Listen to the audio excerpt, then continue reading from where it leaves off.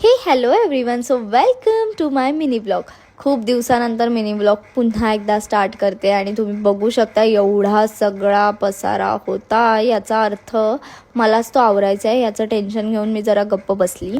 मी bag भरते आणि आमचा लल्लू आला नाही असं कधी झालंय का, हे सगळं विस्कटायला हाच मला मदत करत होता. त्यानंतर पोपटसारखी रेडी होऊन मी चाललेली आहे पुण्याला, कारण की करण दादाच्या घरी पूजा होती. सो खूप सारे कष्ट घेऊन मी फायनली पुण्यात पोहोचली. हे तर आल्यावर लयच ऊन लागू राहिलं अशी फिलिंग घेत मी फायनली आमच्या चुरण दादाला भेटली. बहुत पैसा है तेरे पास असं बोलून मी फायनली तिथे पूजेच्या पाया पडली. एकाच लोकेशनच्या आजूबाजूला 4 वेळा फेऱ्या मारून हा फायनली तिथे पोहोचला. Guys, long distance loyalty women's. कुठून आणतोस हे गोळा करून? तू इकडे नसते मग आता येत ते कुठून तरी. अच्छा, कोणाच तरी आणलं पाहिजे ना ते. हे माझं तर नाहीये 100%. नक्की विश्वास ठेवायचा की नाही असा विचार करत मी फायनली आमच्या निकीला भेटली आणि आम्हाला खूप भूक लागलेली म्हणून आम्ही KFC मधनं पटकन चीट मील घेतलेली आहे.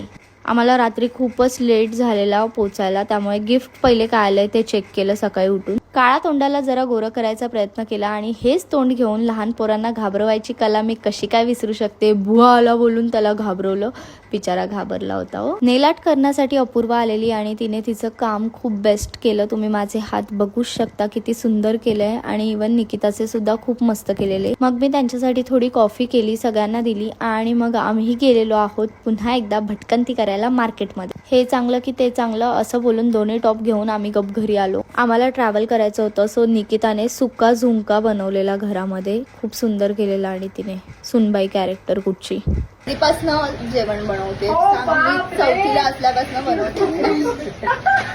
अरे हे चौथीचं कोणीतरी सांगितलं तुला. हे चौथीचं डायलॉग सकाळीच कोणीतरी सांगितलं. देवाच्या पाया पडलो, स्वामींच्या पाया पडलो आणि निघालो, कारण की आम्ही जातोय कुठेतरी फिरायला. Stay tune. आणि तुम्हाला काय वाटतं आम्ही कुठे जात असू गेस करा. बाय.